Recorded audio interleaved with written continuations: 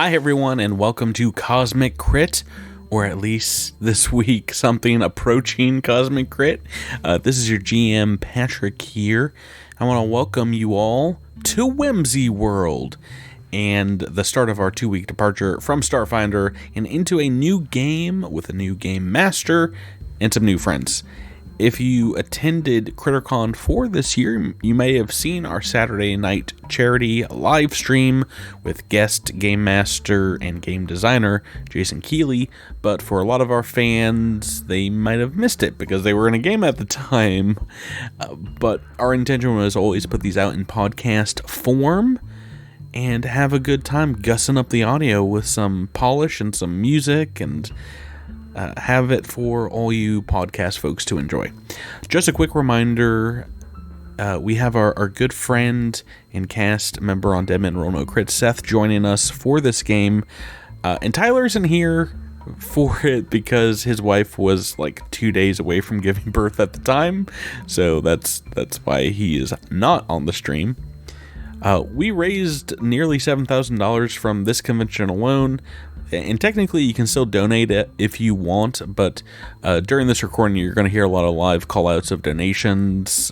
Obviously, those are paused because this happened months ago, but Jason Keeley is going to explain more about the game and the setting during the stream, but suffice to say, we were very excited when he agreed to premiere this brand new gaming universe and rules hack in our little online convention.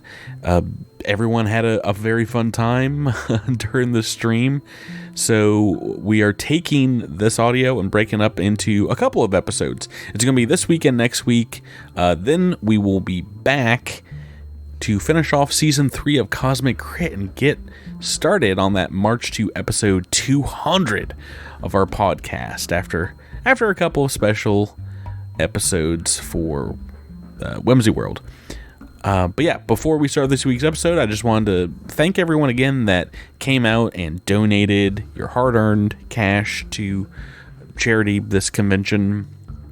We have a great time every CritterCon, every year that we've done this, and I just want to say our fans are some of the most supportive and awesome and amazing people out there.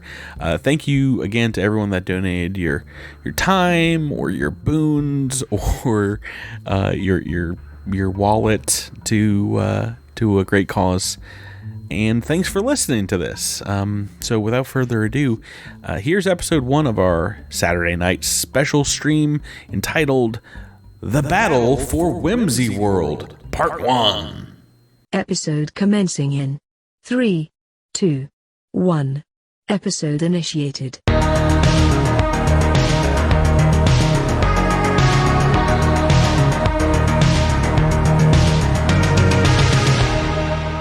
Oh, yes. We should be technically live now, Jason. All right, thanks for joining me for this one-man show, everybody. Yeah, no, I can't believe Excuse me. You invited so many people and no one showed up. Oh, I didn't see you come in. I'm Mark Twain. How are you doing tonight? I'm good. Excited for this. Yeah. Whatever it's going to be. It's been a long time coming, a long time chatting about this. I know you can't see me right now, but you guys probably know my voice out there in listener land. This is Patrick.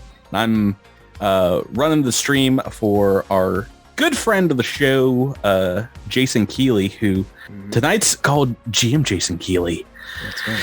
As we got a bit of a live stream here for you, for charity, of course, for Doctors Without Borders. I am going to be spamming the link for donations here, putting it in the chat from time to time. You can find it on our Discord, of course, pinned on our Twitter, but we are seeking donations for Doctors Without Borders for our drive, and tonight's no different. You guys out there while watching can buy rerolls, you can buy boost 2 rolls, or natural 20s, anything on a 20-sided die you can try and help affect. Because it's a charity stream, you know, if you can think of something else fun that you would like to see us do for a donation, Oh, where are your dancing monkeys? I guess I should say they're your dancing monkeys. I'm not on camera, but thank you for being here with us, Jason.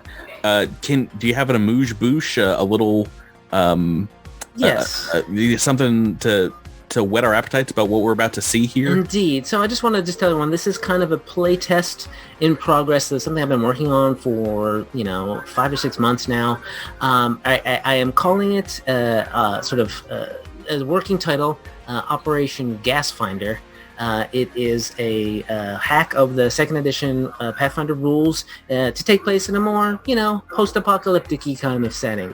And you'll see exactly how goofy and weird that will end up being as we continue. And as you can, the reveal of the players will be will help determine. See, you'll get to see. So let me just to sort of set the scene, so to speak. Real quick, there was a question in the chat before we start. Yeah. Can we buy boosts for Jason specifically? People are hoping for a TPK out there. Is that okay, Jason? I'll take them. All right, then let's get it going, if they folks. Get all these rolls, yeah.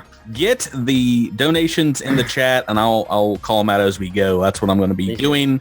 Yeah, take it away. Okay, get my narrator voice on.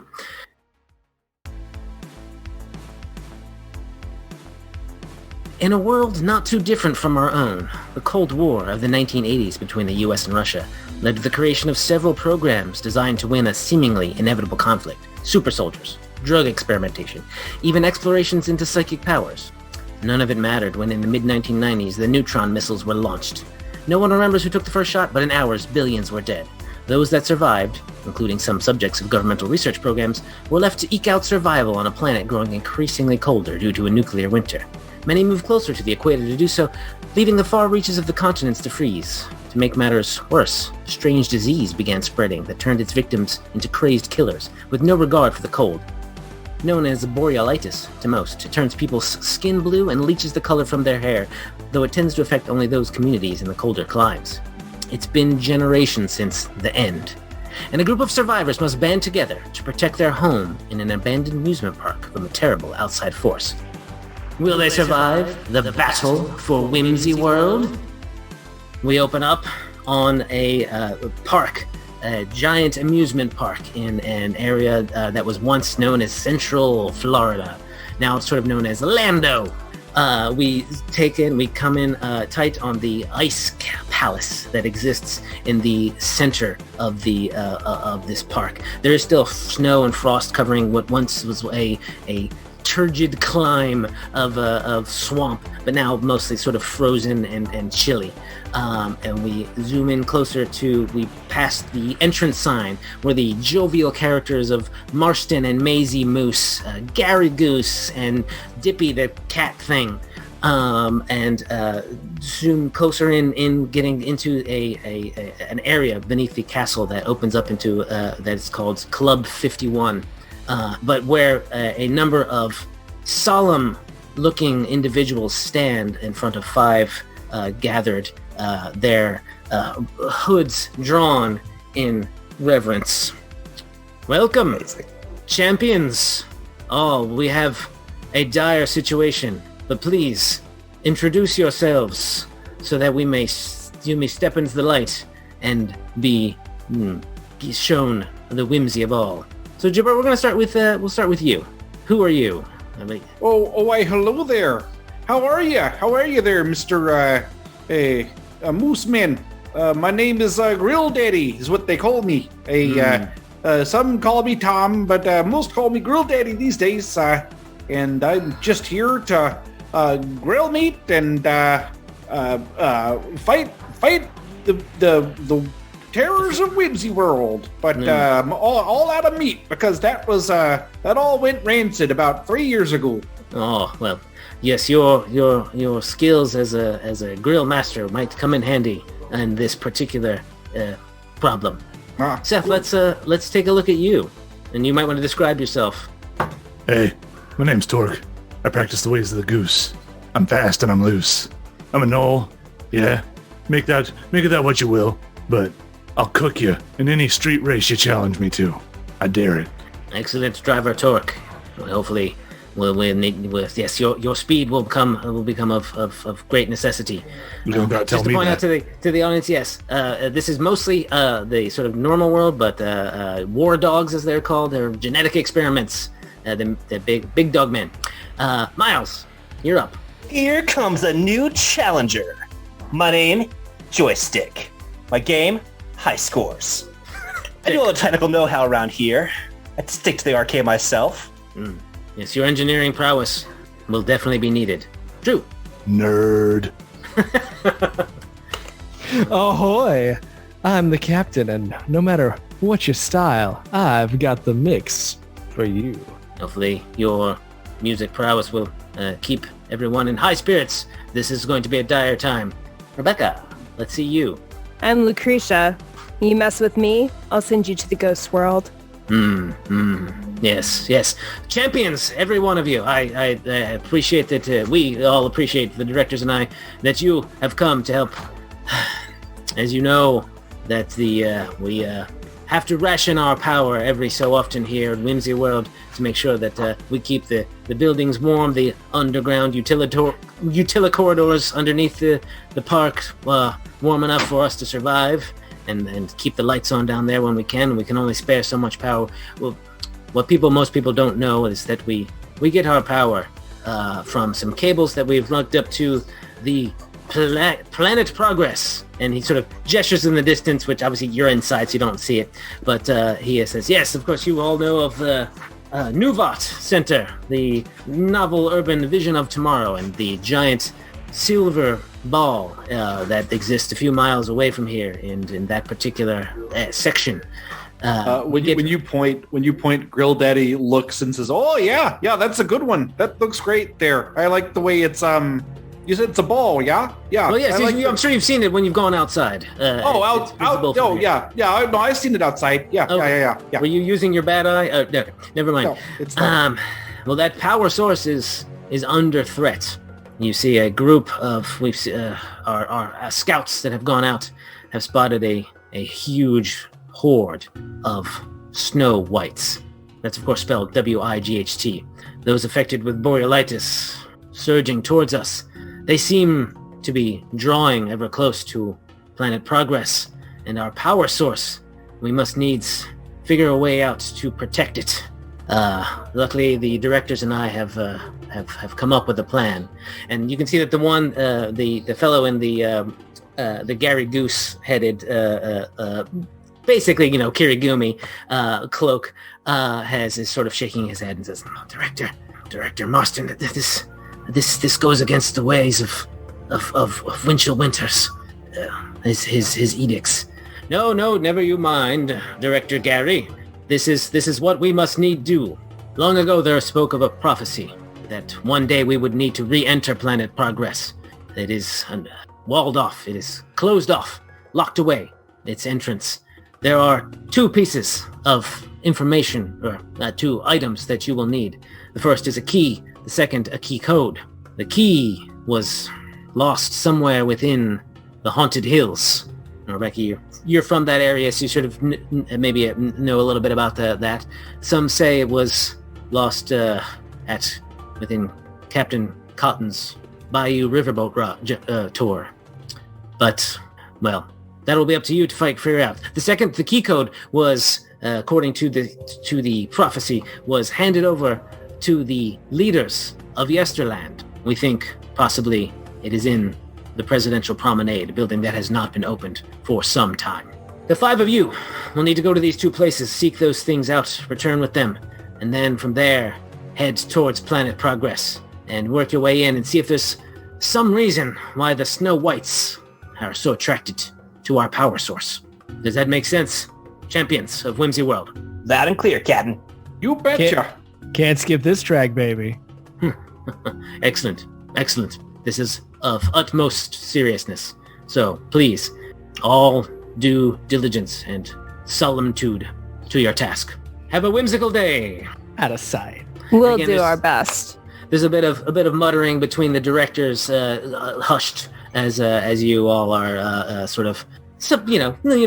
suggested that you leave, but no one's kicking you out. You're in basically a sort of a nice sort of fancy dining room area, that at least once was a fancy dining room area. The curtains are kind of threadbare here. The tablecloths are also, faded. But, what you need to do will be up to you. Does anyone want to have any, if you have any sort of, knowing, that's our lore skill, you can maybe do a roll, see if you heard of any of this stuff before, engineering, anything you want to think about, background information, feel free to roll. Let me know what you want to know. Well, I know Lucretia... Oh, gosh. I know Lucretia is from the Haunted Hills, and that was the location or potential location of the key. Yes. Is there some way that I can... do I know about Captain Cotton's riverboat ride? Have I worked that ride before? You have not worked that particular ride. It is another one that's sort of closed off because it is mostly water-based, right? It is yes. Would Joystick know? Because since he's the one that people often come to help fix things, would he at least have some sort of idea of what's going on there? A lot of the parts of the park that are not going to. You guys mostly live in the corridors beneath the park, and then sort of go up into the rides that are a little bit more enclosed, right? Every once in a while to cook something or deal with the supplies and whatnot. So Lucretia, you know that Captain Cotton's Riverboat Bayou tour is basically sort of it's been left to rot for some time. It is my antlers. Occasionally the people of Macabre Manor sort of talk about we should probably get some stuff out of there, protect the relics of the past and whatnot. But it could be filled with any number of strange things. That's just relics. Do my have my fellow employees at Macabre Manor mentioned what kinds of relics those may be? Mostly anything just sort of like. No, mostly sort of you probably think trinkets of past souvenirs and that kind of thing, or grabbing some of the the animatronics that have been there and rotting for decades. For parts and stuff. Yeah, for parts. Yeah, exactly. And then for parts and occasionally reverence. Well, they don't let me out of the entryway, so but hey, this captain sounds like he's got all the jazz. So let's get on out there and see what we can find. Yeah, so what you thinking? Maybe these haunted hills they're Lucretia's from? I can take you there. Yeah. Lucretia, you're able to sort of lead them through the utility corridors to the entrance, the basement entrance to essentially Macabre Manor, and up through there. And you see a couple of the people, your fellow cast members that are there. You kind of give them a nod. They all know that you're on a sacred mission for the directors, so they don't bother you too much. But they're all, of course, many of them are dressed in sort of essentially butler's uniforms and basically servants' uniforms, and some of them have a little bit more of some of the more important figures are a little more almost. It's the Macabre Manor is a little bit of a Southern Gothic theme to it, right? So they have a bit of the those big poofy dresses and Rhett Butler style jackets and whatnot. But they Lucretia, and good luck on your quest, and make sure to come back alive. And then we get nudged. If that wasn't a good pun, I'm like, no, I'm sorry. Yes, that was I forced that. You can see Lucretia kind of let her guard down around her fellow castmates that she spends a lot of time with, but then turning back to the crew that she's now on a mission with, back to business. Back to business. What do they say? Do they say we can come in? Oh boy. Wow, this is going to be a long mission. Bunch of nerds. I got a sack full of them. Indeed, Grill Daddy is carrying a sack full of something. So you guys head out into the park proper at this point. Outside, it's daytime, so it is cold. It is, but not it's not dead of winter in Minnesota kind of cold, but it is verging on that. You can see your breath. The frost is is basically on all of the fake plants that are left. Most of the real plants have sort of died off, and all the fencing. And out here in the Haunted Hills, it's friendly spooky. It's family friendly spooky. It is all sort of the some fake owl sitting in trees. Occasionally, a tomb. You see a tombstone with a joke on it. Here lies Chris P. Bacon, that kind of thing. And the entrance to Captain, I'm going to say the whole thing every time. Captain Cotton's Riverboat Bayou tour is sort of closer to the rear of the park. So you have to walk a little bit. It's not too far though. And you get there, and it's all sort of it's pretty decrepit. It's taken the worst of the brunt of the cold weather that has overcome this land, and there is a lot of ice on the sign. It is basically you walk up to pass through the line area or slip to the going through most likely all of you are going straight through the quick line, which is of course called Moose Tracks with an X, and head directly towards the dock where there is a couple boats, but they're sitting in the water hasn't completely frozen over, but it's kind of like it's got a little thin crust of ice on it. You definitely don't think you could walk on it, but you could try to wade through the water. Do you want to get in a boat? How do you want to start exploring this place? You know what I hate about boats? They're slow. It's like Real Daddy's Do you have an alternative plan? Please share. Not really. I guess we could take a boat. Very helpful. Yeah, it should be no problem. I can get this boat going. These are basically tiny river boats, tiny sort of paddle boats that fit about, do I have enough? Can they fit about all of you? Yeah, the big one can. All of you in it, and essentially it does look like it once obviously ran on tracks, but this point the rides don't have power, right? You're gonna have to do something like you push back, get a big oar, and there's plenty of the sort of like nautical-ish accoutrements to sort of push your way through the boat, making it move down the river essentially, right? Is that what y'all want to do? Yeah, fair enough. Sounds like a plan to me. Hey, I may not be too much of a captain, but I will play those tunes as we go. Okay. As we are sort of beginning to sort of move along, two of you are going to need to kind of like basically pole this boat along. Who's going to be doing that? And who's going to, what are the rest of you going to be doing? So this being, kind of our exploration mode phase where we talk about, are you keeping an eye out? Are you keeping your guard up? Are you hunkering down and trying to be sneaky? I would like to try to be sneaky. I know what lurks in these waters, or I've heard rumors anyway. Don't want to be caught off guard. Okay, so why don't you're being sneaky? So if anything happens, you can roll your stealth for initiative. Who's pulling the boat? I feel like Joystick would probably do it. Okay, I'll take care of one of the sides. All right. I gotta stay dry, baby. Oh. This captain doesn't stay off the land. Drew, what kind of attitude are you, besides awesome and cool attitude, what kind of attitude are you, what kind of activity do you think you might be doing? You just sort of keeping your eyes peeled, or are you sitting back and maybe just humming a tune? Oh, I'll keep everybody calm, everybody collected, everybody on point. That's what I'm going to be doing. We're keeping our eyes open. We're getting the job done. You know what I'm saying, baby? Yeah. Jason, can I roll for noise canceling? You've got headphones, right? You probably need them for all that arcade usage. Yeah, Joystick's going to be also helping with getting this boat going. Right. And Gibert, what is Grill Daddy up to? Grill Daddy's going to be keeping an eye on everybody, make sure that we're all following safety regulations. All right. I'm hoping I can maybe roll some parenthood as a skill. Right, your parenthood knowing. Okay, we'll yes, we'll have you roll that. Drew, I want you to roll a perception check. All right, I gotta find that on the character sheet, baby. Yeah. Give me 1 second. It'll be sort of off to the side, probably, There it is. because it's not technically a skill. Oh, goody. No, that's not good. That's not good at all. Is that a toot toot kaboom? That is a bit of a toot toot kaboom, Ooh. unfortunately. Gibert, do you want to roll your parenthood? Sort of make sure there's no one's goofing around. Oh my god, the rolls, you guys. It's like the opposite of last night. Oh, good. No, everyone's following the rules and regulations. I don't see anybody sticking their hands outside the ride.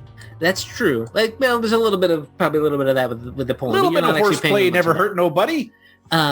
pushing this sort of riverboat shaped, conveyance along the river is slow going, and you are all sort of keeping your eye out. And as you are moving about, you can see that this the theme of this particular ride is sort of like weird, macabre bayou nonsense. There's big, was probably some sort of swamp spider sort of dangling from one set of trees. There's like skeletons crawling their way up out of the water onto the beach. There's some and it's all it's probably vaguely comical, but also a bit now it's completely weathered and anything that might be an animatronic of a person, its face is just sort of almost nothing. A touch creepy as well. I'm going to bring you to a map for no particular reason over here on the Roll20. And you guys are coming along here. You can kind of see off to your right, there's a no swimming sign with some skeletons next to a pier, and a kind of a broken looking kind of lighthouse thing off in the distance. And the ride kind of like turns and it's coming around. So you've gone pretty much halfway through the ride at this point. And there is, say you guys get a little bit further on to about here. When Grill Daddy, you're up in the front when you notice that this what you probably thought was either a log or possibly a busted animatronic alligator is moving towards you at a rapid pace. Oh no! It's one of them real alligators I heard about. It's gigantic, and it's got like as it sort of opens its mouth and is coming at you, you can kind of see that some of its teeth look like they're just sort of made of ice. And it's one of the ice alligators I heard about. It's a bit of a... It's cold-blooded. Cold-blooded. Indeed, it is cold-blooded. And we're going to move into initiative. So, if you all want to click your token, you can press your initiative button. There you go. You got it, Seth. And I roll stealth for my initiative? Yeah, I think you can do on that character sheet, you can do a drop-down that says stealth for initiative. Yep. You can just roll that. Terrific. You're kind of hiding back in the boat a little bit. Turn and roll my initiative for this giant thing. Oh, I should have rolled stealth for that. Oh. Still looking for my button. Myles, I can't be hot-blooded with these terrible, terrible rolls. No, you can't. It's the wrong song. So Myles, there's like on the right-hand side under hit points, there's a perception area, and then there's an initiative button right there. Oh, okay. I see it. Thank you. Yeah. All right. Well, I don't need these re-rolls because I'm going first. He's caught you by surprise. The mutated croc has caught you by surprise. It swims forth towards the boat. Quite get there, so it's going to have to go again. It gets right up to the front of the boat and takes a chomp. No. He takes a chomp out of Grill Daddy. Eat him, Jason, eat him. I'm going to eat him. We've got some more rerolls donated to everyone except Jason. Oh. Yeah, so use them. How many rerolls do I have? No. Good question. Who's keeping track of them?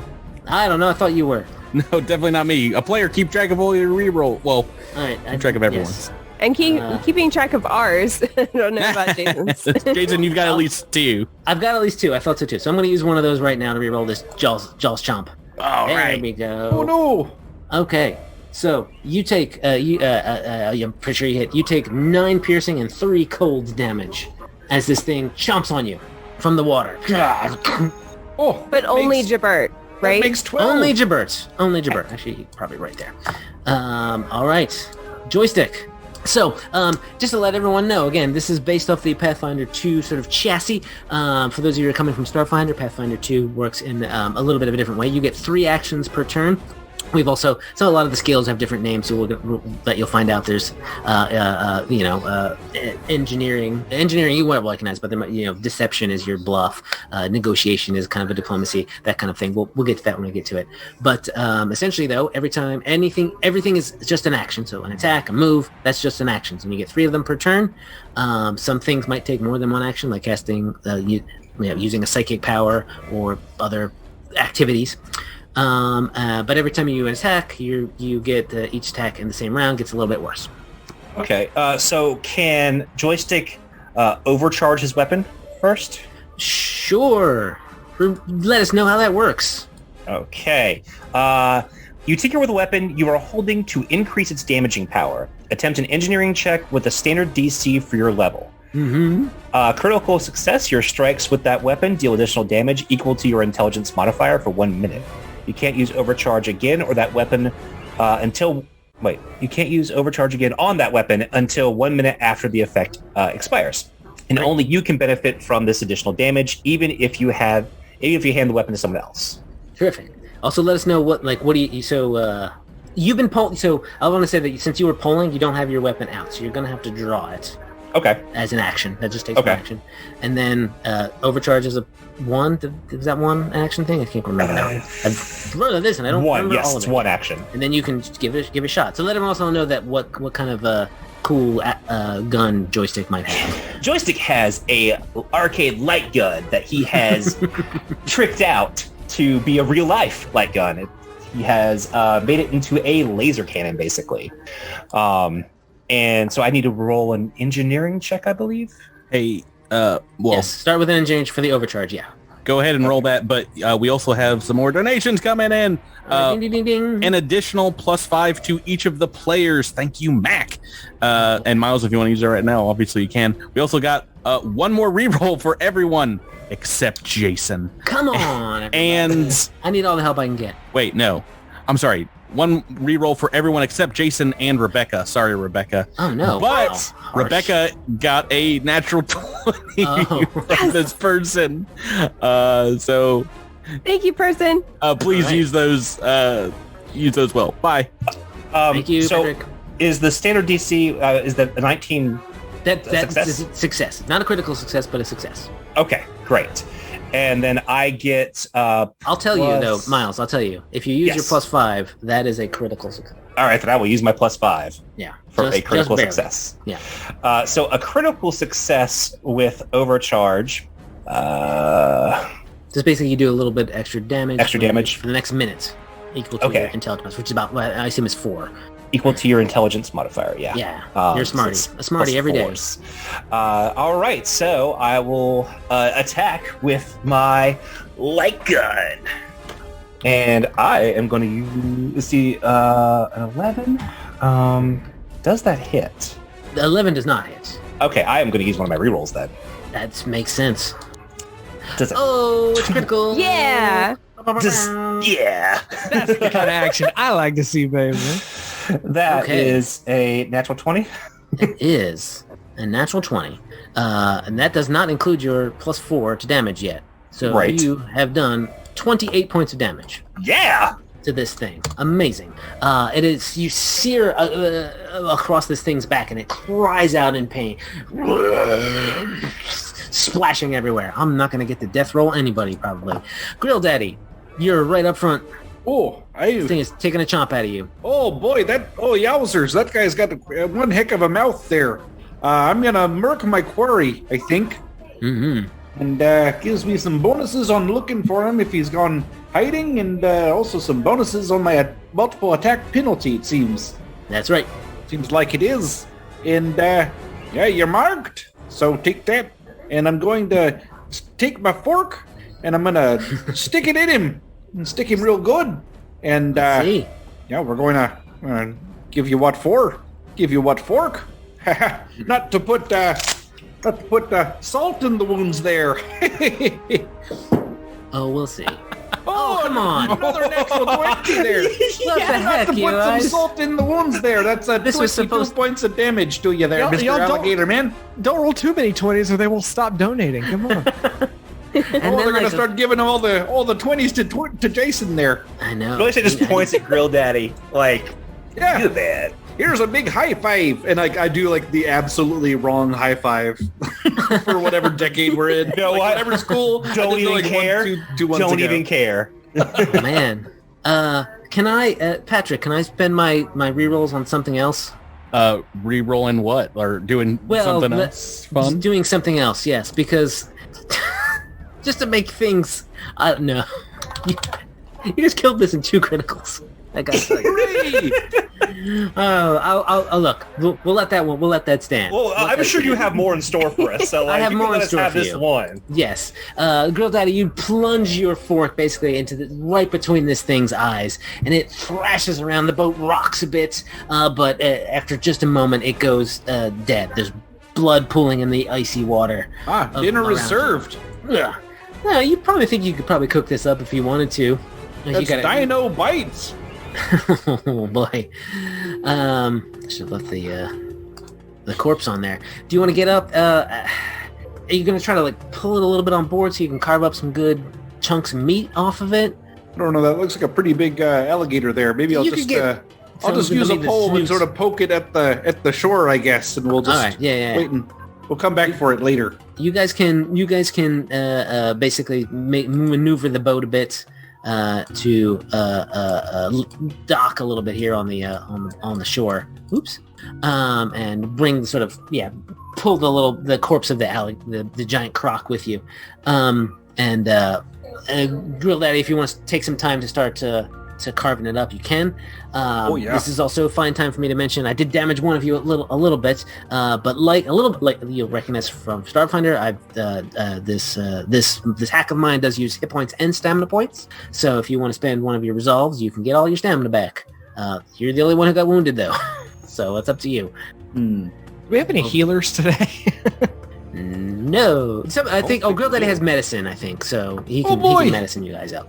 He's your dad. That's right. I brought the Band-Aids, kids.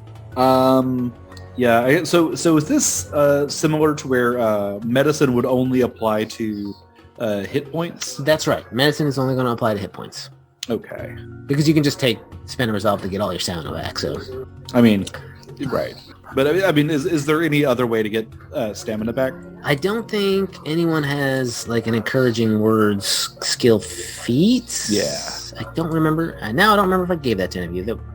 The captain has stuff to restore stamina to himself, but not to other people. Right. Yeah. Well, then I guess I'll spend me a resolve point then, and I'll get all my temporary hit points back up to full power. Full 20. As you're taking some time, give me a survival check for carving up crocalligators. Yeah, I think I get a bonus to survival if I'm tracking them, but I don't know about carving them. I don't think that quite applies. He's no longer your quarry. No, he's not my quarry anymore. He's not anybody's quarry at this point. No, that's good. I rolled a 17 though. That's good enough to get some quality meat. Boy! I mean, a day's worth for the 4 or 5 people. We'll have alligator some nuggets. big steaks. Yeah. Yeah. Everyone else, if you'd like to, you can give me a perception check. All right. As you're rolling, Jason, folks definitely think you were way too easy on them with that gator. So we've got a critical hit donated just to Jason. Ooh, come on! Not that he was too easy on us. Is that Gibert and I rolled rocks? We've got some. Also, we got some love in the chat for Grill Daddy. Oh boy, Grill Daddy's my favorite so far. Oh boy. Torque, you are, maybe bored with the whole proceedings at this point, so you're just kind of scanning around. This is whatever. You spot this Iron Maiden looking thing here, and it's standing upright as opposed to laying on the ground as it looks like right here. But there is a something glinting inside of it. Yeah. Does it look like it might be expensive? It looks like it might be worth something. It's shiny. Okay. Yeah, Torque will just kind of look over his shoulder at the other nerds and just kind of walk over. He won't say a thing. He's just going to go take a look. So you're standing in front of this surprisingly realistic-looking Iron Maiden. And as you're looking inside of it, that shiny thing, you can see there's a key that's dangling from a leather strap on one of the like a hook in the very back of it. Well, I'm going to take that key. All right, excellent. And this is where I'm going to use my natural 20. Oh no! For what?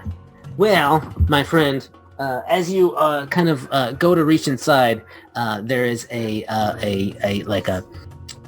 snap kind of noise, and the ground that's sort of right in front of this thing kind of gives way, and you tumble inward towards the Iron Maiden.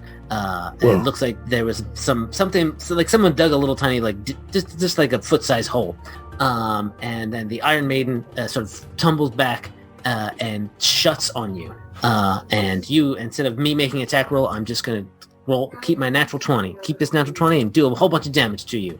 What the heck? A moment. 22 points of damage. Piercing. But and you're inside basically at this point. Oh, cowabummer. Did we see this happen? I mean, he went out by himself. You're right here. This part of this fake swampy area doesn't have a whole lot of foliage, so it's pretty obvious. Turk walks up and is like, steps in front of this Iron Maiden thing, looks at it, goes to reach inside, and then just kind of falls forward into it, and it tumbles backwards. Oh, Doors no. close on him, thunk, and with a bit of a wet squelch noise as well. Torque, what's the deal? Way to go. Could Joystick's engineering help get it open? Yes. All right, so he's gonna run over there and try to jerry-rig this thing. It's a 22 in engineering. Yeah, I mean, as you are noticing that it kind of like what are those things called? The gears that has the little notches on them, so when they turn, they can only turn one way, right? Yeah. It does seem like it was built.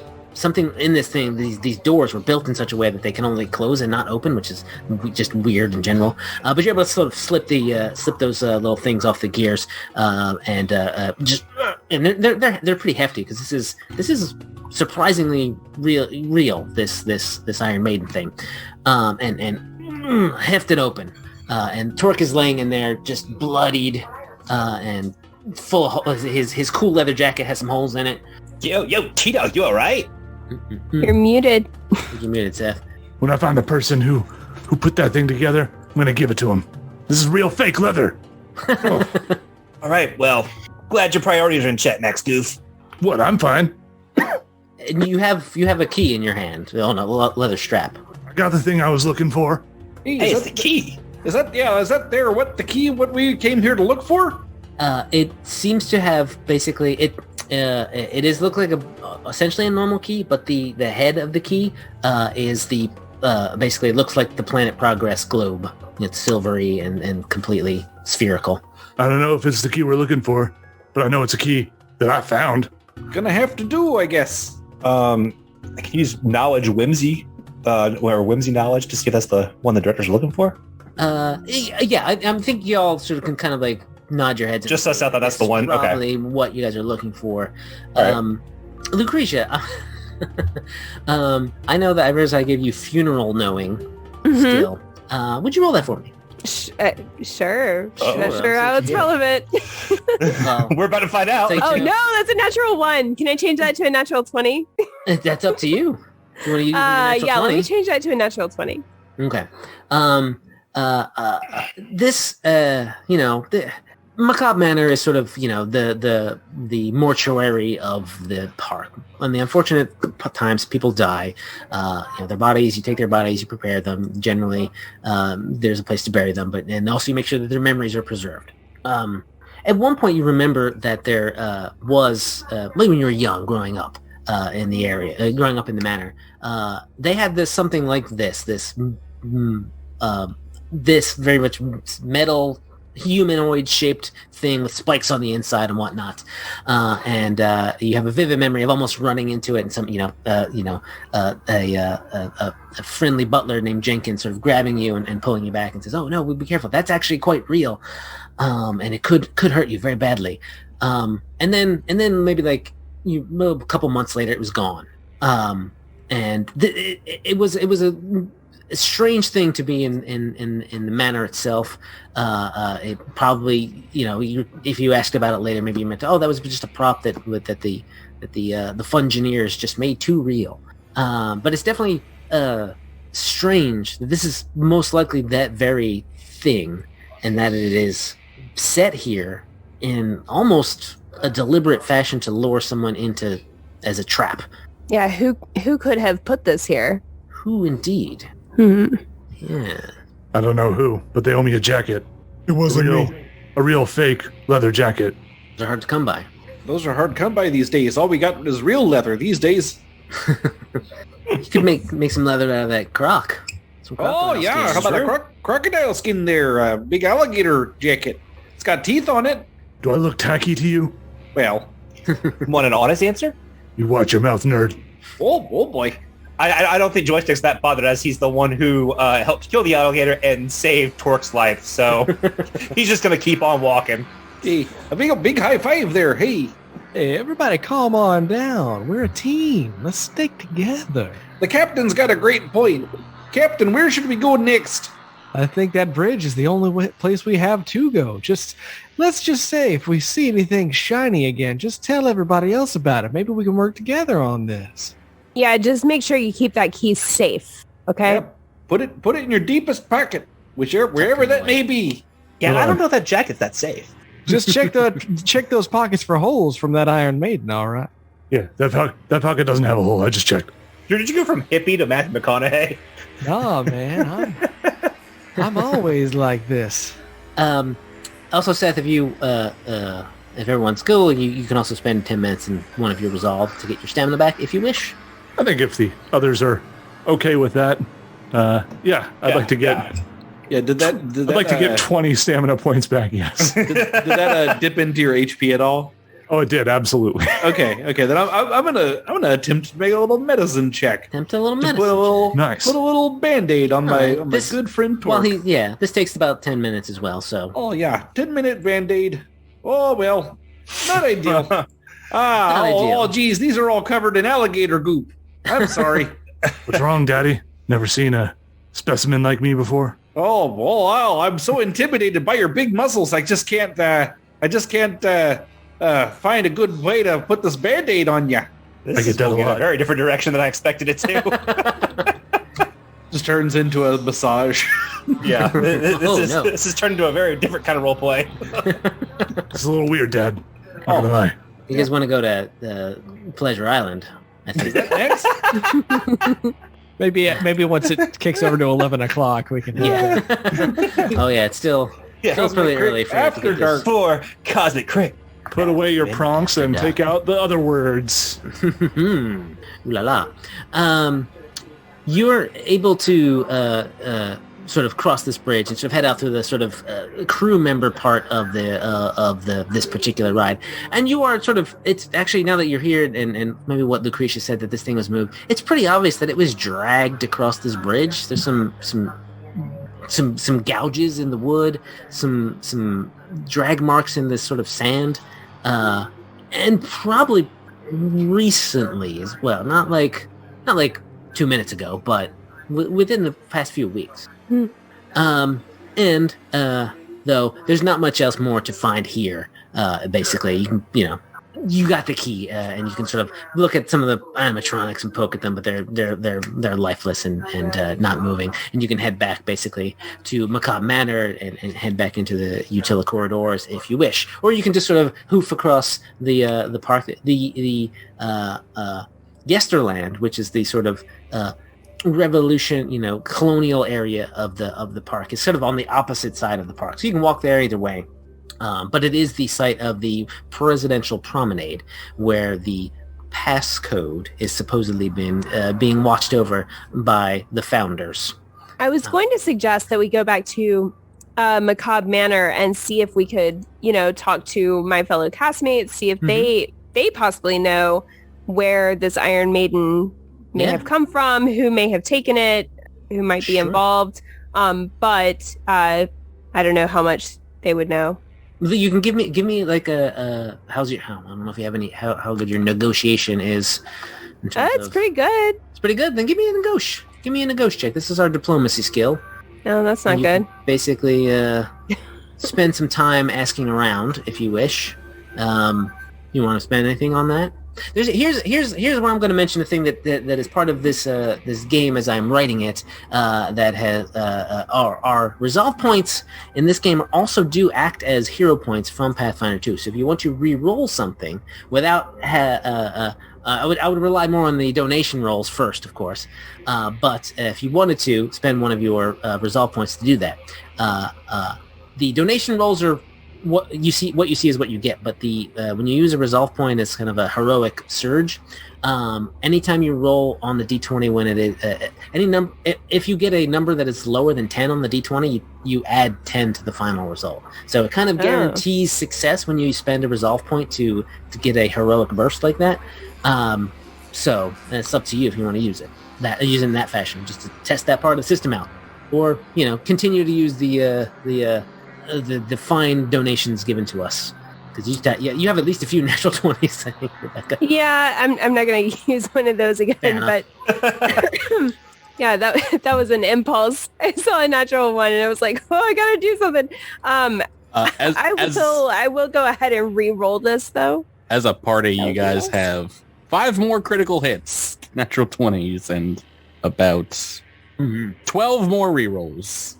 Yeah, let me try to re-roll negotiation. Use one of those re-rolls. Oh, that's much better. There you go. 21. It's much better. So you ask around, and there's Jenkins again. He's a bit older now, graying around the temples, still in his sort of fine, but still fake butler's outfit. And he says, "Oh, the Iron Maiden. Yes, that was. They did move that after it was proved to be quite dangerous. Why do you ask? There, Lucretia?" We actually came across it down at the bayou. It seemed to be dragged there within the last couple of weeks. Do you have any idea who may have taken it from the manor?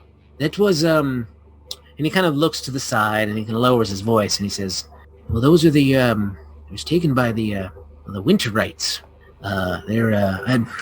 It's sort of a secret society within Whimsy Land here. We don't talk about it much because they're powerful and they're quite zealous in their devotions. They believe that the founder of the park, Winchell Winters, was a sort of a prophet. He knew what was coming in the future, the thing we live in today, and that his legacy must be preserved at all costs. I find them quite spooky, if you know what I mean. And that's coming from me. I've got fake vampire fangs in." Not to mention it makes no sense. I mean, he clearly had no idea what was going to happen in the future. I mean, come on. No, I mean, how could he? He'd have to be some sort of, I don't know, mystic or something, which of course doesn't exist. The only thing that these nerds are powerful. That's right, young war dog. They some say their reach goes all the way up to the directors. Cool. And maybe they can give me a new fake leather jacket, because they ruined mine. Oh, well, we can patch that up for you. We often do fix people's clothing when they come in. So various misadventures lead to their untimely demise. You're saying, hold on, I can have a distressed leather jacket? Well, yeah, it would look a bit distressed. How much? Oh, for you, you're one of the champions here. We can have that fixed up for you quickly, by the end of the night. Hell yeah! All right. So anyway, these Winterites, who might they be? Why would they cut off the power? I mean, assuming that they're the ones behind all of this, what would their motivation be? Some say there's some sort of secret within Planet Progress that the Winterites know and don't want anyone else to know about. I personally have no idea. I think it's all hooey. Is this something I could roll my weird skill? Sure thing. It's weird. Anyone else who has trained in weird can give me a roll on that if they like. Joystick is trained in weird. You know what's really weird is that you've all got an additional reroll right now. Everyone, including Jason. Thanks, everybody. Even if you roll the natural 20 on this roll, you should probably just re-roll that. Myles, where are these rolls on Cosmic Crit half the time, brother? I usually hit on Cosmic Crit, my dude. So that's a natural 20 on weird. I mean, Myles, yes. Yeah. You look at joystick. Yes. Well, you're also like kind of a kid, so people maybe don't pay attention to you, or you get into sort of maybe like, oh, we need you to fix the vents over here, right? And then you crawl in the vent and you overhear something, right? So over the course of your time, you've actually maybe heard some whispers about these winter rites. They're very secretive. It's very hard to sort of catch them in any kind of a meeting, right? But they do. You have heard that that they will protect the secret of planet progress. They will go to extreme measures to do so. But of course, there's a lot of rumors about what that secret is. It's all that it's got. There's a time machine in there. That it's got some sort of fusion reactor. It's the reason of for the Great War that killed billions of people. And sort of name a rumor. They're associated with it. They're associated with that big big silvery ball. Yeah, that's where they shut the moon landing there. Yeah, that's one of them. Yeah, But only the third one, because the first one was shut up north. right. That one was up in the North Pole. That was up in the Klondike. And with a natural 20 miles, I want to say too that you're pretty certain. Now you should have cast your mind back to just maybe an hour or so ago. Like Director Gary was probably a winterite. That's one of the rumors. It looked like a cheater. And So Joystick knows the cheaters. The guy that sent us on the mission is one of the people who planted the Iron Maiden. He was the That guy who was doesn't like, bode well. he was the guy who was like, we can't send them on this mission, right? He was the one sort of protesting the mission.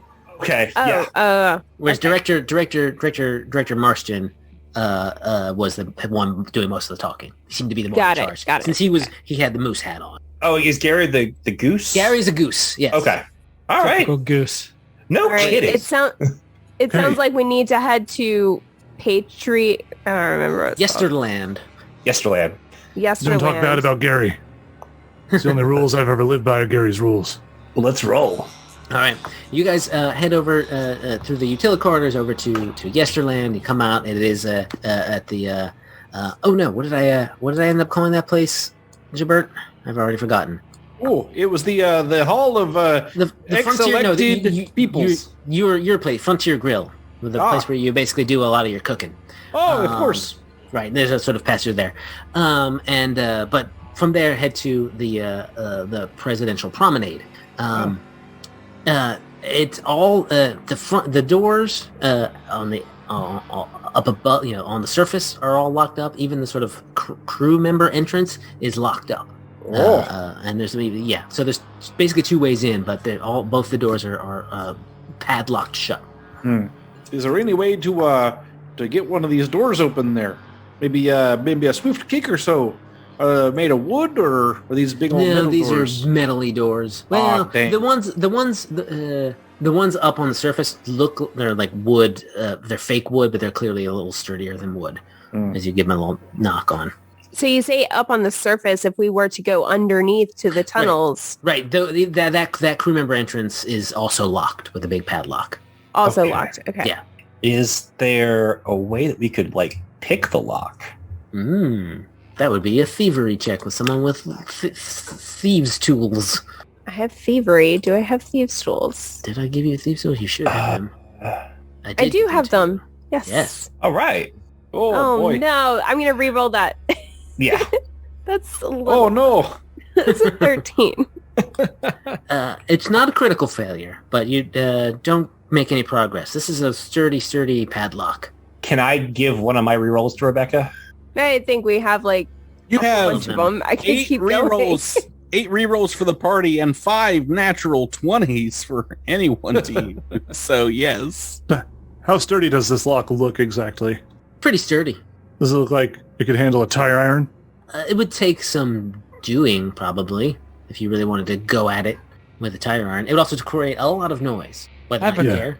I have a pretty potent energy drink. Do you think that would melt the lock or do any damage to it? Only if you left it in there for a week.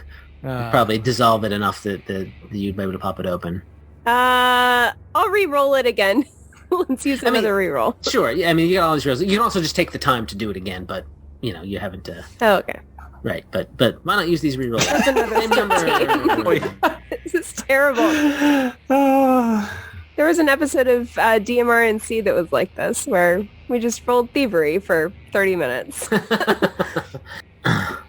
When there's no pressure, I guess, after a while, we'll say that at this point, it takes you like a better part of an hour to pick the lock on the padlock. Are you going at the padlock on the surface, or the sort of the crew entrance padlock?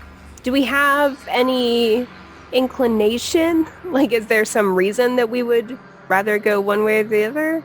I mean, is there danger on the surface, or that we know of? You all know that the Presidential Promenade has been closed for years, probably even longer than some of you have been alive. Oh, wow. Why? No one says. No one has said. When you open up the doors, Real Daddy says, "Open sesame." I brought my whole spice cabinet down here, and I've got it in my Utila pack. Think of this as after dinner for you, right? Otherwise, And how? you wouldn't be able to eat anything.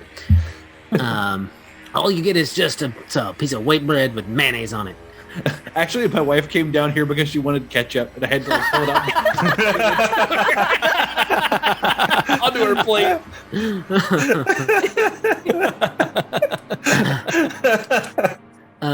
We can say that you're using the sort of the cast member entrance because it's not as cold up down here. There's a little bit of heat down here, at least protection from the wind. As you guys sort of get in there, take the lock off. It's kind of pull the chain and open up this door. Beyond is a sort of almost like a breaker room, a circuit, electricity type room, right? I'd like everyone to either give me a perception check or an engineering check. Engineering? Hey, I got one. Torque. That's okay. The captain and Torque, we'll do it. Everyone gets something different. The captain, you're as you guys are sort of maybe in there. It is dark in here, by the way. So one or more of you is popping out a flashlight or what have you, and you can spot that the captain that there's some the dust on the floor here is disturbed, like people were moving around. Hey, right? People have been in here, baby. We gotta keep our eyes open. Don't know what's ahead, but it's been recent. Not so much in the way of like specific footprints, right? But definitely maybe several sets of footprints, right, that have gone over each other to make it just sort of a general untrackable, mess. But definitely disturbed dust. Torque, you are also sort of glancing around, and what you spot, besides you notice the disturbed dust at the same time as the captain, but you also are notice another another glint off the flashlight or what have you. But this one's just sort of on the ground, not in any kind of creepy cabinet. If something glints, I'm gonna see it. That's just the rule. Something glints, you're gonna see it. Remember what happened last time, buddy? We got to look at this stuff together. Maybe get a couple more eyes on it. Don't want another Iron Maiden situation. This one is just a keychain that is got the Whimsy. Oh, I should do this. You know what? No, what it is, I'm gonna give you a handout of what it is. It's not a keychain. It is a sort of a button. Adding a handout. Oh, boy. My son's name is also Bort. You're talking like a button, like a pushy button, or like a wear on your shirt button. Like a wear on your shirt button. So that's good. I got a collection going back up in the tunnels there. It looks like that. Do you all see it? Oh yeah. Yep. It has Whimsy World on it. It's got the picture of Marston Moose, little kind of a rainbow WW antlers. I love that logo. It looks so cool. It's so good. It's so good. Shout out to my buddy Chris Kimball who made all the art. that year. When you Mostly put this out, Jason, this needs to be on a T-shirt. I will buy one today, and it needs to be like an old school ringer like you're wearing now with the Whimsy World logo. It will look so rad. I was gonna say this would also make a pretty dope enamel pen. Yes, it would. Oh yeah. Just like you're describing. Keeping it in mind, keeping it all up in mind here. It's But this is merchandising. This is. I will say actually, this is more. This is an enamel pin. This thing that I've shown you is actually, but the backing is missing. So it's just you see the pokey bit. But it also looks like it looks new and nice. Not necessarily new, but definitely looks like it's been taken care of. Huh. Someone dropped this. At this, also, one more piece of information from Myles is that someone in here definitely went to the breakers and did something. They broke them. Does look like there's been some rewiring here. Okay. So does it look like someone's like rewired it for like a specific purpose or for some other building to get more power? It's actually for this building to get some power. And with no blackouts? Only this one. What's that? Sorry. With no blackouts? Like it's not part of the parts, the part that don't get power? Right, yeah. Exactly. Preferential power. All right, so Joystick takes a mental note because last time the power was cut out, he was playing Cruising USA, and he was inches away from the high score, so he's keeping this in mind. Oh, don't you worry about that, buddy. I'm sure you'll get it next time, Joystick. Didn't say it out loud. I thought you were narrating out loud like I am wont to do. It's okay. I heard it all in my head, and I just broadcast to the rest of the crew just so we're all on the same page, and that's okay, man. Oh boy. There. So he don't use the Jeep analog. Use the Corvette analog. He does relay to everyone that this is a super odd occurrence that this building has been manipulated to have power. Oh, they're hinkying with the electricity. I hope it's grounded like pepper. Okay, well I'm done. Let's hope so. Does anybody have an engineering that they can roll to see what may have happened? Sprouts. I mean, Joystick does. Oh, sorry, I missed that. I thought it was your perception. Apologies. No, that's what his engineering got this particular bit of information. Yeah. All right, knowing what we know about the ride that we're about to walk into, are we going to see a bunch of animatronics that are trying to kill us? I mean, that's what I think is going to happen. Well, it's always possible, Spooky. I guess we'll find out. Yeah.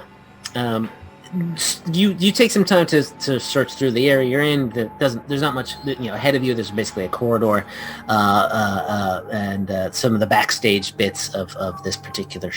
This is almost a show, more than anything, but it does sort of eventually all leads you to the sort of main stage, which is you're in a theater essentially, right? There are a number of animatronic presidents up on the stage. One of them is even sort of set at a sort of piano. Some of them are playing like instruments. It's a real like cross between the Hall of Presidents and the Country Bear Jamboree. I have read creepypasta that starts like this, so I have a vision. There's also essentially a spotlight. The lights are on up here enough that you can sort of turn your flashlights off. But there is a spotlight shining down on an easel on the stage, on which looks to be clearly a replica of the United States Constitution. Sorry, Declaration of Independence. Declaration of Independence. I'm going to bring you all to the map, and you can tell me where you want to be. I have you sort of down by the seats right now. But there's an animatronic over here. There's some animatronics here and here. I have Lincoln sitting on this couch. I have a theater lore skill. Is that something I can roll here? Sure, if you wanted. Yeah. Let's see what I can remember about something like this place. I'm gonna re-roll that. Here comes a re-roll. Can only get better. You know enough. The captain. You've run shows, right? I mean, someone is trying to draw your attention to the Declaration of Independence, for sure. You don't just that doesn't happen by accident. And the fact that it's on, the light is on, well, so don't waste electricity like that here in Whimsy World that much. Something's going on with this Declaration of Independence, gang. Oh, I wonder if there's a map on the back of it. That is, by the way, right here. Well, if the animatronics aren't going to start lecturing about the history of the United States, then I'm going to go up and inspect the Declaration of Independence to see if it's real. Okay, it's definitely a real piece of parchment. Oh, it's real paper. It's actually kind of like a laminated plastic. Almost Oh, like it's like not. a It's dinner real menu. plastic. Yeah, it's definitely a prop. It's a real prop. Are you grabbing it? He asked leadingly. Well, if this is a genuine replica laminated in vinyl, I don't see why I wouldn't. Whoa, Chef, settle down. Oh, it's a real replica. That's what it looks like. Could be a real trap, baby. We got to take a look around. There's lights on this for some Declaration of reason. Independence. I grab it. Okay. Yeah, let him. There's definitely something written on. There's definitely something written on the back. It's on the back. There's something on the back. I think it's like a map or something. It's more like a combination. It's a DVD of National Treasure. At that same time, and just like that one episode of The Simpsons, George Washington turns to you, electricity in his eyes, as does Abraham Lincoln, and the sort of this country hoedown kind of music is sort of faintly begins playing over the loudspeakers here, while sparks kind of start flying off of Abraham Lincoln's sort of one of his hands, and we're gonna have an initiative off here. We're gonna have some initiative. Yep. Oh, looks like it didn't take my. I forgot to click on my boy. I'll get you. Thank you. Who else? Hate when this does this. All right. What else we got? I got everyone. Okay. Nope. Captain, you got a 10. Yes, thank you. Oh, we don't have Kid Vid. Joystick, I mean. Whoops. Oh, you're in there twice. You are in there. Okay. All right, let me roll for my boys. I messed that up. I played bass for Animatronic Washington. Unfortunately, monsters always go first. And Oh, no. Animatronic Washington says to you, I was born in Virginia in 1732. Virginia was one of only the 13 colonies that were ruled by England. America was not a country yet.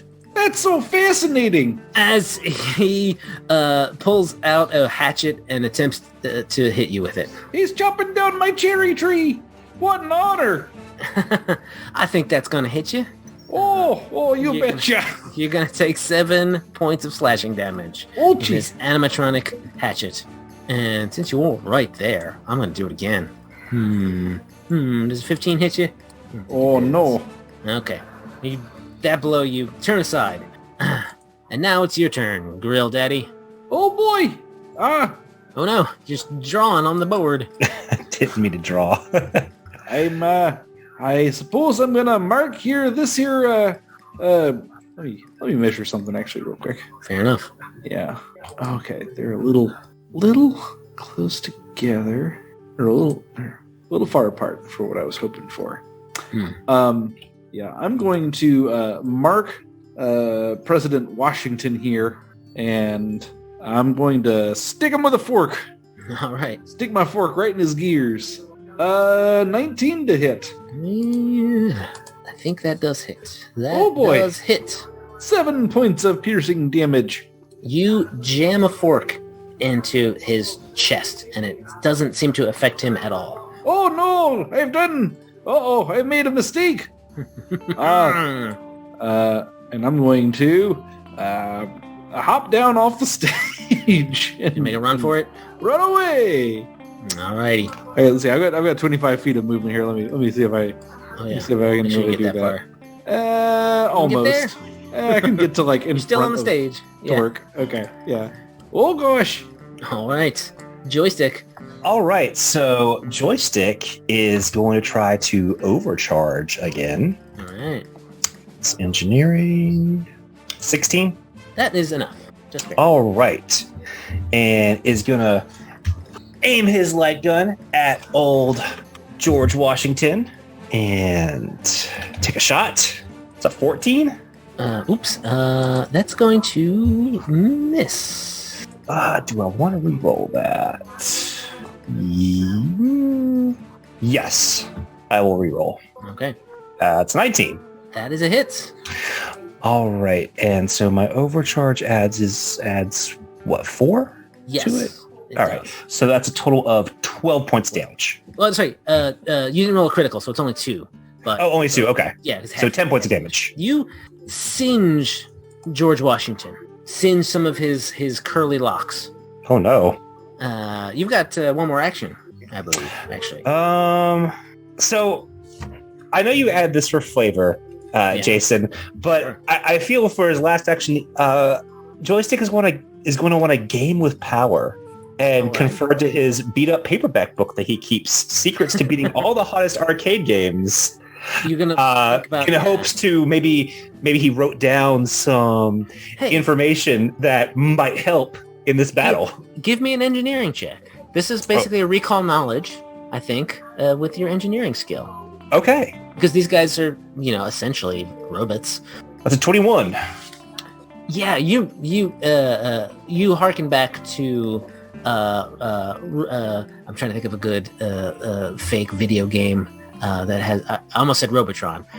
It's Constructatron 2049, where you're shooting a bunch of robots, and that they are difficult to hit. They are very much armored, but if you score a critical, that will make them easier to hit.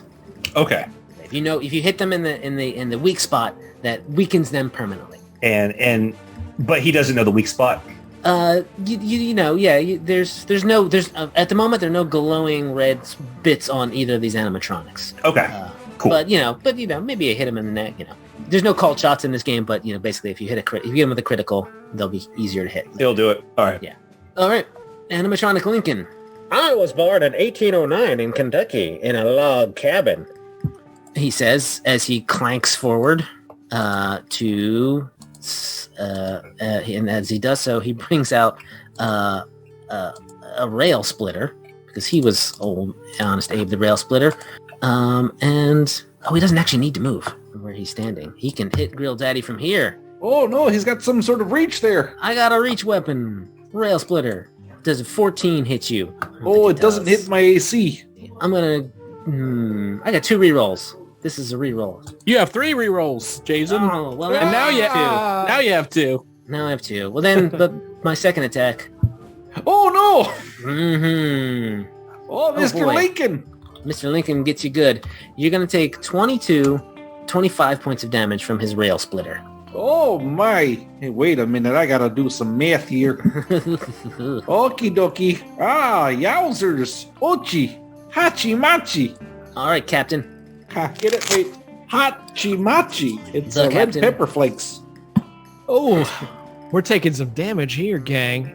Everybody take a look at me, because I'm going to do some things. Let's do a little bit of infectious focus. So by stealing my mind, I can encourage myself to do things and give motivation to my allies. So I can choose a +1 status bonus to attack rolls, will saves, or charisma-based skill checks until the end of next turn. So I'm going to choose attack rolls. Mm-hmm. But anybody who is observing this and in 30 feet of me, which should be all of the team, Mm-hmm. can take a single action if that action has the concentrate trait. But I don't know what that means. But that just means you have to think. If you're being jostled about, or if you had like a rage, for instance, you might not be able to concentrate on focus on things. So, and I'm gonna point. I'm gonna take my submachine gun So and I'm gonna shoot it at All right. Lincoln. shooting Lincoln. Don't forget to just so everyone knows, in this particular bit, I have psychic powers and not spellcasters exactly. You get your powers through feats, and you got to burn stamina to use them. So you got to burn 1 stamina to use that power. Yes. So I'm down to 17 stamina, and hey, Honest Abe, I'm sorry to shoot you in a theater again, but oh, I'm gonna take a natural 20 on this. Take a natural 20 on that. All right, I'm gonna let you keep that damage roll too. Yes. Because that's pretty dang good. And now, but also roll a d12 because it is deadly. So So when you get a critical, you get an extra d12 of damage. That is not doubled, but the 7 is 31. Minus that is math, but that's still more hit points than he has. Okay. I have one other question for you. Yes. So for one of my class feats, I have a feat called Instant Focus, which allows me to gain stamina points back if one of my allies critically succeeds. Is that just allies, or does that happen when I crit as well? No, I think the way this class works is that you pick one of these types of things, and one of them is when you critically succeed, and the other one is when your allies critically succeed, sort of thing. So cool. You're more focused on how you want your allies to do well instead of yours. Yep. Be the mind knife has the one where when you critically succeed, you get your fill. Yeah, well, so many damages there. I'm gonna do the math again in my head. 24 plus 7 is 31, minus 9 is 22. Yep, okay, yep. You basically you John Wilkes Booth him. And blow his head off. I think is what they said. Yeah. Lucretia. Lucretia is going to stand up from her seat that she has taken in the theater while everybody is, messing around, and stare straight at George Washington. Mm-hmm. They glare to intimidate him, to demoralize. Okay. It's a 17. Here. Okay. You give him a good look, but he doesn't seem scared of you. He is a robot. Oh, man. He knows no fear. Can't demoralize a robot? Can't demoralize a robot. Yet. Yes. It's not in their programming to be scared of people. All right. He looks at you and says, hold on, let me find a good fact. When I was 20, I joined the Virginia Army. I was very brave and was soon put in charge of a whole militia. So good. Question good. about the rules then. So if I can't do that, is there no way for me to gain brutality against this robot? You could gain brutality if you, there was a thing that everyone could do for brutality that I might have forgotten to tell you. And I apologize for that. When you're sneaky, right? If you do something, if you hide, and you gain brutality. Okay. Yeah. Oh, well, I was kind of hiding. I was hiding in the pews. Well, if you want to switch out this intimidate check for a stealth check, I will do that. Okay. I will let you. Okay, I can do that. Do you want to keep the die roll, or you want me to just roll it again? What did you get? You got a good number, right? I mean, yeah, you got a pretty good number. We'll say, yes, that was a stealth check, which is probably even better for you, right? Or whatever. I think it's exactly the same, actually. You now have brutality because they don't know you're there. Cool. All right. So with that, I'm going to use my trick attack with my pistol. I'm going to take a shot with my pistol. Right. And question, excuse me. So if I don't use the finisher, is there any reason not to use the finisher?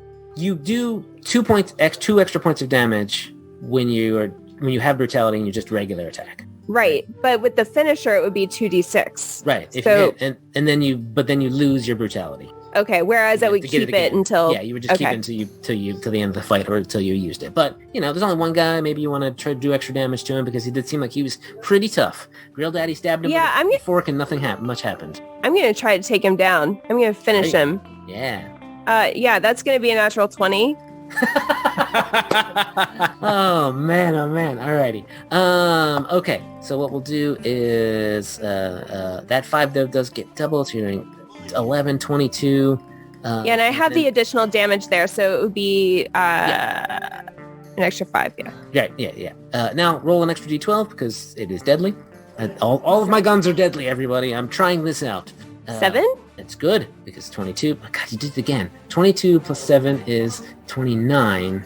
Minus 9 is 20. Gosh, and I have 20 hit points. Oh, I had 19 because I got slightly damaged before. You blow George Washington's face off. Yes. With your gun. You pop up from behind the seat and he didn't know you were there, and then you shoot him. And as he goes down, he says, I was unanimously country president. I don't know if that's coming across, but I'm trying it. No, it's great. It's fantastic. Okay. It's working very well. Thank you. I always heard he had wooden teeth because he had a glass jaw too. These fights are going so fast with natural 20s being thrown out all over the place, that's for certain. Makes a big difference. That's great. It's a stream and everyone should be having fun. Jason, send Lyndon Johnson after them now. Lyndon B. Johnson comes out. We need Rutherford Hayes attack, quick. I'm sure you have those facts just like sitting on the edge of hold on. tip of your tongue. I'll take you to my great society. It's William Henry Harrison. I died in 30 days. The silver standard is a more economical model. I don't think that guy ever actually got elected to the presidency. I think he ran. Well, Douglas, yeah, no, he was defeated by Lincoln in debates. There is a Roosevelt over here, but the wheelchair doesn't seem to be able to move any, so he's just flailing around. I knocked my headphones out. They should have. This place isn't wheelchair accessible. It's not. It's not. It was built in the 90s, so Yeah. Well, actually, it was built in the 50s. The standards were different back then. built in the 50s, last updated in the 60s. I'm sorry, Seth, you haven't gotten to attack anybody in 2 fights. I pat him on the back and I say, "Great job there, Torque. You're doing a great job." I'm gonna make sure that the next couple fights are way harder. Don't mind me. Oh wait, don't come. I mean, that's just kind of what happens when everyone's using all their rerolls and natural 20s before it gets to my turn. Yeah, somebody save a natural 20%. Okay. Seth, you should use a natural 20 for your next initiative roll. I was thinking about it. Yeah. I was thinking about it. And then use all the 20s before they get I'm going to make 3 attacks. I'm going to use natural 20 on all 3 of them. Monster up with natural 20s. But he dies after the first one. I stutter? So indeed, there is a series of digits on the back of the Declaration of Independence that look like some sort of passcode. Those of you in the know, and Myles will say that you kind of get this. Yeah, might be the reason the power was diverted to this particular place, or at least one reason. These animatronics shouldn't move, and they definitely shouldn't just be attacking people with their hatchets and rail splitters. And why do they even have weapons in the first place? It's a little weird. Yeah, it's a little wild. I mean, I definitely think that Joystick would put 2 and 2 together. Should I roll for weird, or should I just... You want to roll for weird? You want to roll for engineering, as you can look over the quote-unquote corpses of these... 22 on weird? Yeah. Both of you, the Joystick and the Captain, you've heard maybe, tall tales of sometimes the rides going a little haywire and attacking cast members. Most people don't put much stock in these rumors. Right. But it is odd that they would have... I mean, they're just sort of simple... They're supposed to follow a simple programming, right? So someone either altered that particular program to be able to, attack people crazy, or that programming was always there, and it just needed to be unlocked. So, I mean, I think that Joystick, would infer that this place is being used by the rumored secret society, and I mean, because there's no other way, there's no other reason for these things to, one, have power, and then to be armed and attacking people unless it's protecting something. Yeah. And so he would probably relay that to his fellow teammates. But what were they protecting? Is it this? Or is there something else here that we haven't found yet? Oh, it's definitely something we haven't found yet. There's secrets here.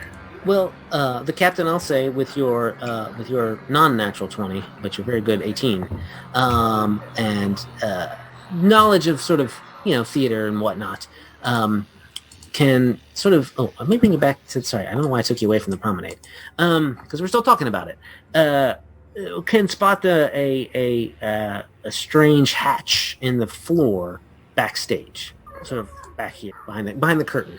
Hey, gang, I found a little bit of a deep dive, if you will. If you want to check it out, it seems like there's something back here that we can all get down with. You want to head on in? I'm for it. How about the rest of you? Yeah, down the hatch. It is unlocked, but it's kind of heavy, wooden, metal. And clicking on some flashlights. And actually, as you get down there, you can find a one of the little pull lights, one of the little pull chains for a light bulb up ahead, and you find yourself in kind of like not a huge but not a tiny meeting space. It seems to be sort of like concrete walls. There is no dust down here for sure, and a number of sort of random chairs sort of strewn about, pulled out from maybe old renovations of the theater out, the Presidential Promenade theater out front. So they're stuck together in a row, but still kind of more comfortable than folding chairs, and a dais and basically behind that what am I saying? Like a corkboard hanging on the wall, and on that particular corkboard are a number of pictures of they're actually they look like old Polaroids, right? Old Polaroids, and they've been thumbtacked to the thing, and many of them you can see it's prominent people of Whimsy World, including most of the directors. It's suspicious that director Gary isn't on one of those, but director Maisie, director Marston, director Dippy, the weird cat, is all. They're all there, and then underneath there are some like notes and paper, like just sort of reading them over. It's definitely like weaknesses and strengths and points of pressure that a society might put on these people to get them to do what they want. You found kind of basically a not quite a headquarters exactly, but definitely a data center of sorts. And there's a map of the park, lots of pins in it. They don't seem to be labeled, but they're just basically in various rides. There's like 2 pins up at Macabre Manor. There's a couple pins in the King Arthur roller coaster and in the Enchanted Forest, right? The Excalibur roller coaster. There's a couple pins over in Speed City, one of their rides. The Whirligator, you're not sure what that means. But if anyone wants to try to give me maybe a weird check or a community check, I'll do a little weird check. Got some community for you. Community. Ooh. We're all community this time too.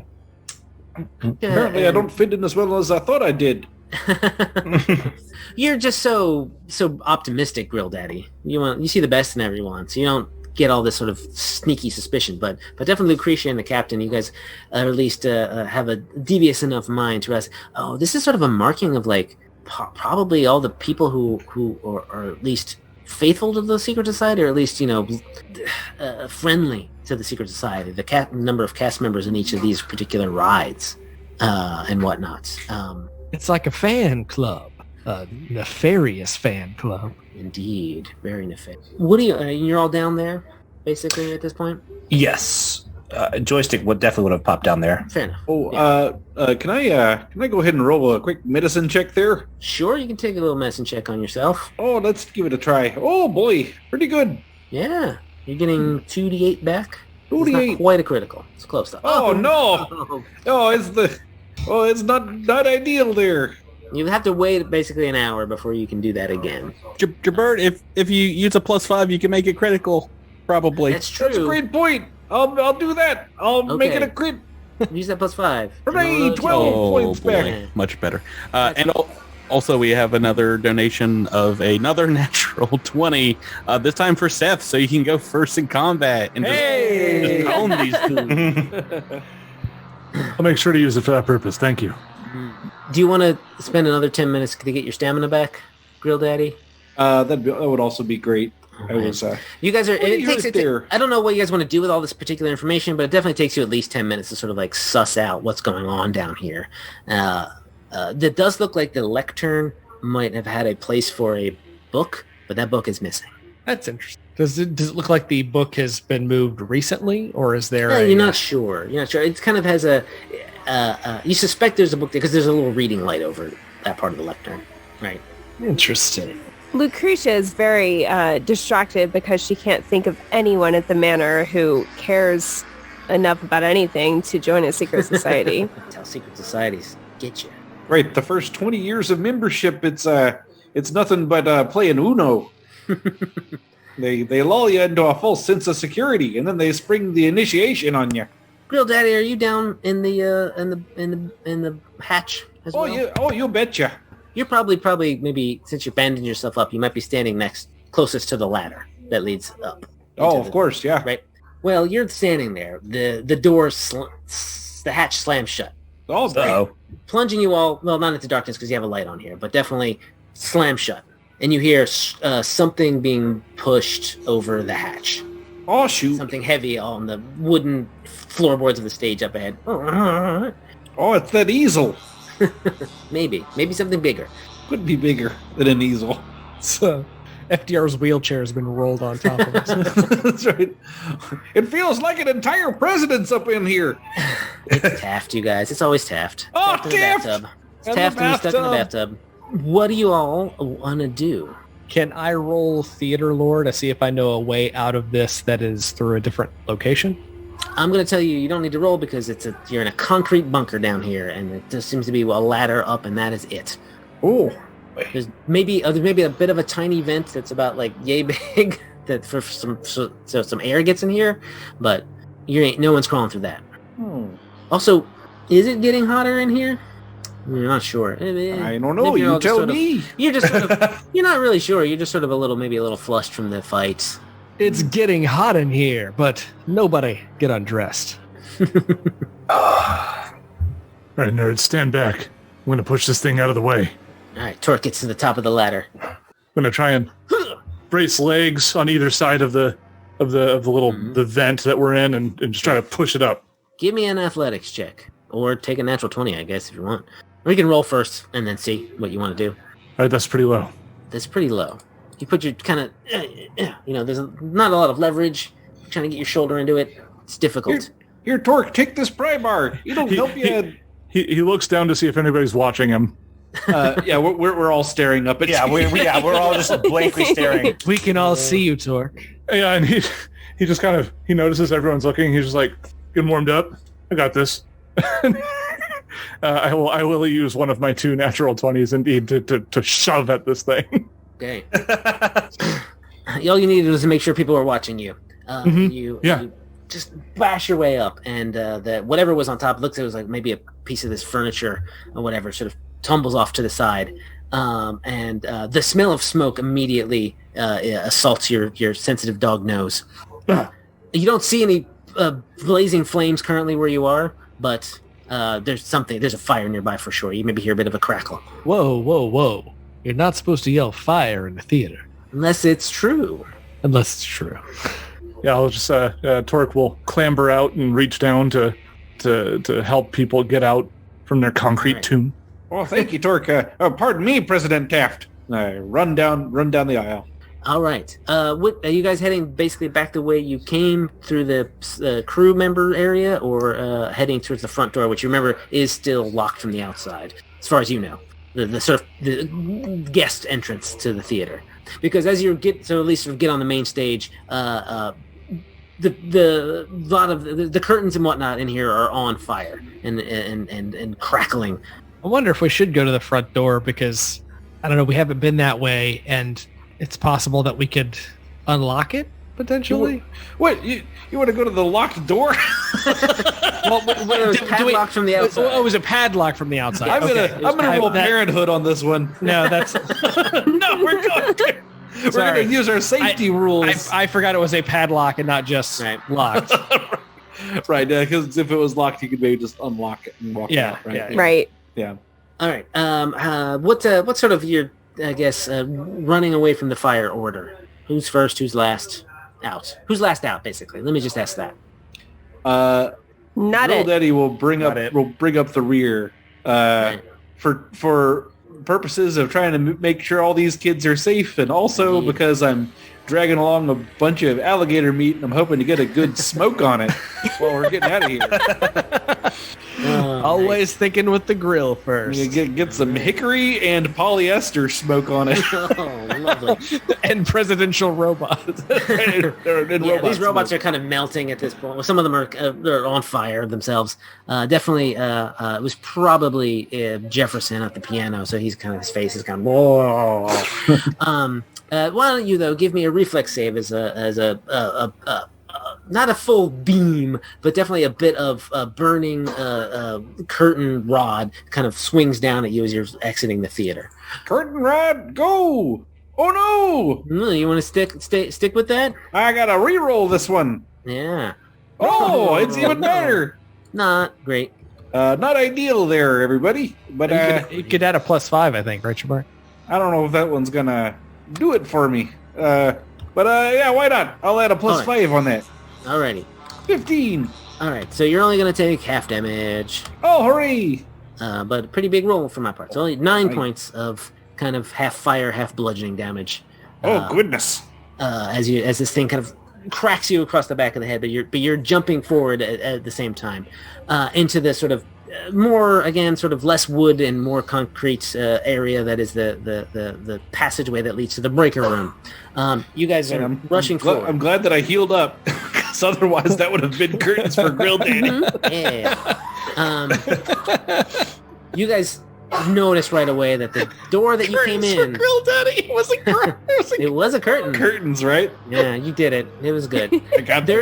You guys get to the breaker room, and you can't help but notice that the door is immediately closed, right? And maybe you don't remember... Maybe it swung shut behind you. You're not 100% sure. But whoever's first in that room and first to the door, it does not open right away. It feels like it has been chained and padlocked from the outside. Uh-oh. Oh no, my parenthood roll. You couldn't have known.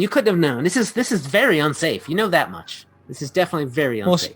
Well, surely they only have the one padlock, so the other door has to be unlocked now, right?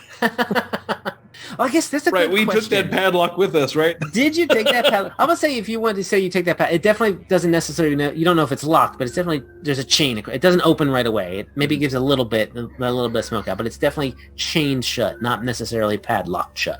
Chained and padlocked shut. Does that make sense? Yeah. Because you probably took the padlock with you. I mean, why wouldn't you? You're adventurers. You'd probably just scoop everything up. What do you guys want to do about that, though?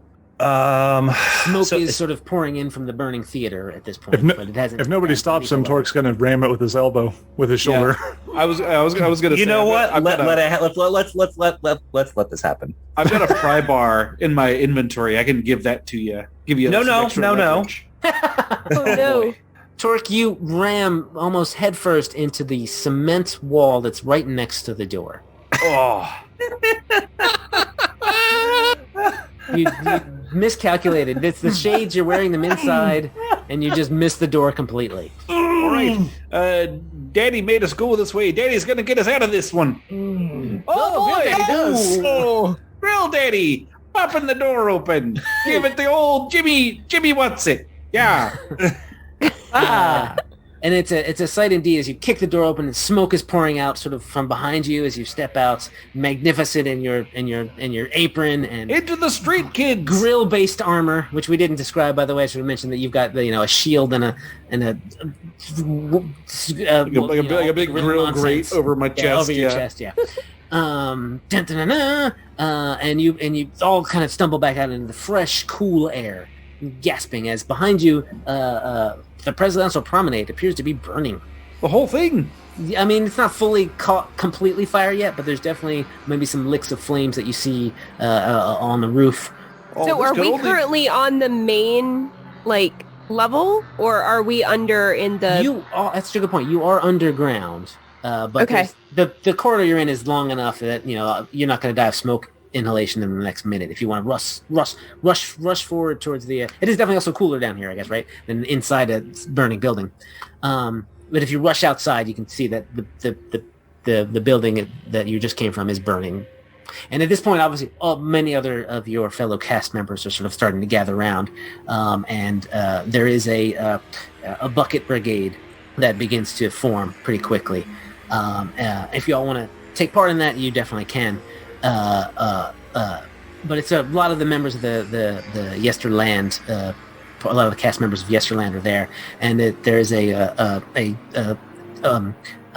what's it called again? A Monticello log flume that has enough water sort of left in it that people are able to scoop out of it.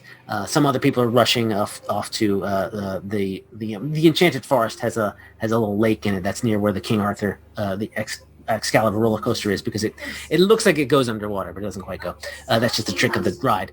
But that is, Revealing all the park secrets 10-minute walk.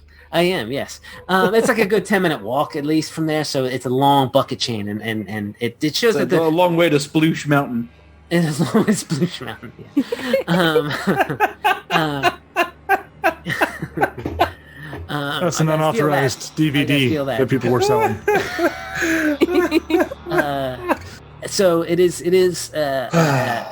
It takes some time for at least to sort of dampen the flames here that have been going on, and as you sort of are watching, you're noticing that many of the people, many of your fellow cast members, are pulling together to sort of at least attempt to make sure that the entire park doesn't burn down. What a nice community. But they're banding together, and by, at this point, late-ish afternoon, the fire is put out enough, but the damage to the Presidential Promenade is probably irreversible. Everyone, I want to go ahead and make for me a perception check as you are, I assume, helping out here, putting the fire out and whatnot. Torque, you're noticing that indeed some of the directors have come down, but Director Gary is nowhere to be seen in this, and most people haven't sort of commented on it yet because it's too much of a chaotic bit that happened. But you definitely know it because you're probably maybe looking like, oh, it can't be Director Gary. Gary Goose is my hero. I'm always looking for the goose. Yeah, he's not there. He's got more important things to do. The goose might be loose, but Director Marston does find you. Champions, you seem to be all right. Well, I'm glad. Did you find the information? Did you find the key? It's this is a tragedy that would only be rivaled by us completely losing power. I hold up the mostly melted version of the Declaration of Independence. I think I can make out the numbers. Yes, I think that's it. Yes, you'll need that and the key to get into the Progress Planet. Do you have that as well? Is this the one? This is yes, good. Then time is of the essence. You must go as quickly as you can. The Snow Whites are massing along the parking lot borders. We're being sabotaged from within. Being followed by those 7 short people. Indeed. We still need to figure out whether or not this fire was an accident or deliberate. I tell you, I have my suspicions. As he nods at you, his little antlers go. Deet, deet, deet, deet, deet. But that might be for another time. Please. And Torquay hands you a different set of keys. Go to the entrance to the park. We have there's a people hauler there. You'll take that across the parking lot to Nuvat, and from there into Planet Progress. Sounds good. Yes. Do we want to take 5 minutes? A quick 5-minute break as we move on to the next section of this. Absolutely. That sounds great to me. Sounds fabulous. So we'll be back in just a moment. I'm gonna go replace all my spices. Folks, do not go anywhere. But get ready to come back as we'll be back in 5x5. More Battle for Whimsy World.